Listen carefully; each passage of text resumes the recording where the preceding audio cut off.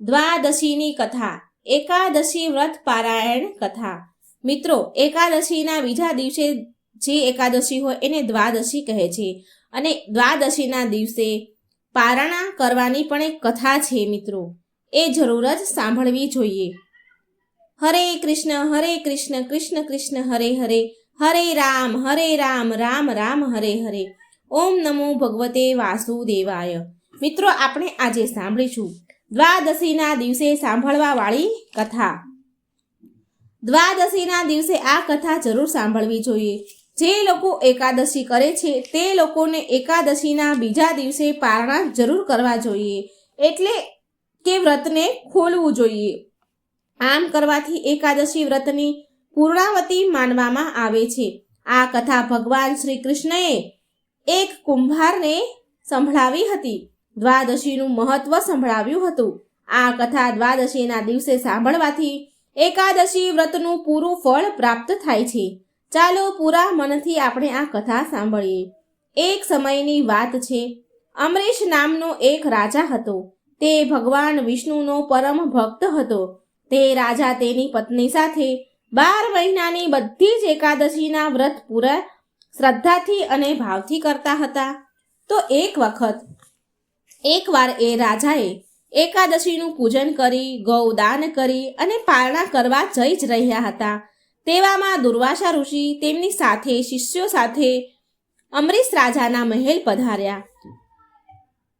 રાજા રાણીએ ઋષિઓને આદર સત્કાર કર્યો અને બોલ્યા, હે ઋષિવર, તમે બહુ ઉત્તમ સમયે આવ્યા છો। અમે હમણાં જ એકાદશી વ્રતના પારણા કરવા જઈ રહ્યા હતા। તમે પણ અમારી સાથે ભોજન કરી પારણા કરો। ઋષિ દુર્વાસાએ રાજાનો આ આગ્રહ સ્વીકાર કર્યો અને સ્નાન કરવા માટે દુર્વાસા ઋષિ યમુના તટ પર ગયા। પારણા કરવાના મુહૂર્તની માત્ર એક જ ઘડી બાકી હતી, માટે અમરીશ રાજાના પુરોહિત બ્રાહ્મણે રાજાને જણાવ્યું, હે રાજન, પારણાનો સમય થઈ ગયો છે। એકાદશીના પારણા જો સમય પર ન કરવાથી વ્રત ખંડિત થાય છે અને એકાદશીનું ફળ નથી મળતું। આ સાંભળી રાજા તો મૂંઝવણમાં પડી ગયા। રાજા માટે તેમના અતિથિ પહેલા ભોજન એ અનુચિત હતું। પુરોહિત બ્રાહ્મણે એક સુઝાવ આપ્યો કે જો તમે ઠાકોરજીના ચરણામૃત ગ્રહણ કરી લેશો તો અતિથિનું અપમાન પણ નહીં થાય અને વ્રતના પારણા પણ થઈ જશે। પુરોહિત બ્રાહ્મણની વાત માનીને રાજા અમરીશ આમ કરવા તૈયાર થઈ ગયા। એ ઠાકોરજીનું ચરણામૃત ગ્રહણ કરવા જઈ જ રહ્યા હતા, તેવામાં ઋષિ દુર્વાસા આવી ગયા અને રાજાને જળ ગ્રહણ કરતા જોઈને તે રાજા પર બહુ ક્રોધિત થઈ ગયા અને બોલ્યા, હે રાજન, તમે તમારું વચન ભંગ કર્યું છે અને આનો દંડ તમને જરૂર મળશે। તમને આમ કહીને દુર્વાસા મુનિએ તેમના માથાના વાળની એક લટ કાઢી અને તેને પૃથ્વી પર ફેંકી દીધી। તેમાંથી એક ભયંકર રાક્ષસણી પ્રગટ થઈ અને એ રાજા અમરીશ તરફ જવા લાગી। રાજા ડર્યા વગર ઓમ નમો નારાયણ નો જાપ કરવા લાગ્યા। રાક્ષસી જ્વાળા સમાન સળગતી રાજા તરફ જઈ રહી હતી।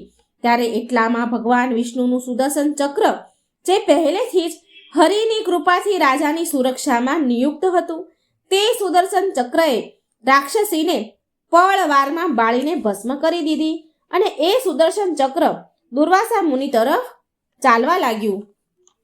રાક્ષસીને ભસ્મ થતા જોઈને અને સુદર્શન ચક્ર એમની તરફ આવતા જોઈને દુર્વાસા ઋષિ તેમની પ્રાણોની રક્ષા કરવા માટે ભાગવા લાગ્યા અને દોડતા દોડતા બ્રહ્માજી પાસે ગયા અને ત્યાં જઈને તેમણે સુદર્શન ચક્રથી બચવા માટે પ્રાર્થના કરી। ત્યારે બ્રહ્માજી બોલ્યા, હું તમારી આ સુદર્શન ચક્રથી રક્ષા નથી કરી શકતો।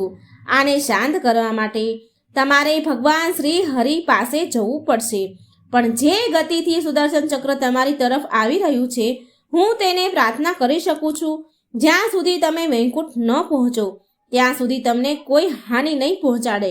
દુર્વાસા ઋષિ હવે દોડતા દોડતા વૈકુંઠ ધામ ભગવાન શ્રી હરિ વિષ્ણુ પાસે ગયા અને ત્યાં જઈ ભગવાનના પગમાં પડી, ચરણોમાં પડી અને ક્ષમા માંગવા લાગ્યા। દુર્વાસા ઋષિ શ્રી હરિ વિષ્ણુને કહે છે, હે શરણાગત વત્સલ્ય, હે પ્રભુ, તમે મારી સુદર્શન ચક્રથી રક્ષા કરો। ત્યારે ભગવાન શ્રી હરિ બોલ્યા, હે ઋષિ દુર્વાસા, હું સ્વતંત્ર નથી, હું તો ભક્તો પર આધીન છું. માટે ફરી તમે વિલંબ કર્યા વગર તમે દોડીને રાજા અમરીશ પાસે જાઓ, એ જ તમારી રક્ષા કરી શકશે, એ જ આ સુદર્શન ચક્રને રોકી શકશે. આ બાજુ રાજા અમરીશને એ દુઃખ હતું કે એમના કારણે ઋષિ દુર્વાસા મૃત્યુના ભયથી ભૂખ્યા જ ચાલ્યા ગયા. આમ વિચારીને એ રાજાએ માત્ર જળ પીને પૂરું 1 વર્ષ સુધી તેમની પ્રતીક્ષા કરી રહ્યા હતા. દુર્વાસા ઋષિની એ 1 વર્ષથી માત્ર પાણી પીને પ્રતીક્ષા કરી રહ્યા હતા. 1 વર્ષ પછી જ્યારે દુર્વાસા ઋષિ જેવી રીતે ભાગીને ગયા હતા એવી જ રીતે ભાગીને દોડીને રાજા પાસે આવી ગયા અને મહેલમાં જઈને રાજાના પગમાં પડી ગયા. દુર્વાસા ઋષિને પગમાં પડતા જોઈને રાજા વધારે દુઃખી થયા. રાજાએ ઋષિ દુર્વાસા મુનિને આસન આપ્યું અને ભગવાન શ્રી હરિની સ્તુતિ કરવા લાગ્યા અને ભગવાન વિષ્ણુને સુદર્શન ચક્રને શાંત પાડવાની પ્રાર્થના કરવા લાગ્યા. આ પ્રકારે સુદર્શન ચક્ર શાંત કરીને શ્રી હરિ વિષ્ણુ ભક્ત રાજા અમરીશે ઋષિ દુર્વાસા મુનિના પ્રાણોની રક્ષા કરી. મિત્રો, આ હતી દ્વાદશીની કથા, જે આ દ્વાદશીના દિવસે જરૂર સાંભળવી જોઈએ. આનાથી આપણને એકાદશી વ્રતનું પૂરું ફળ મળે છે.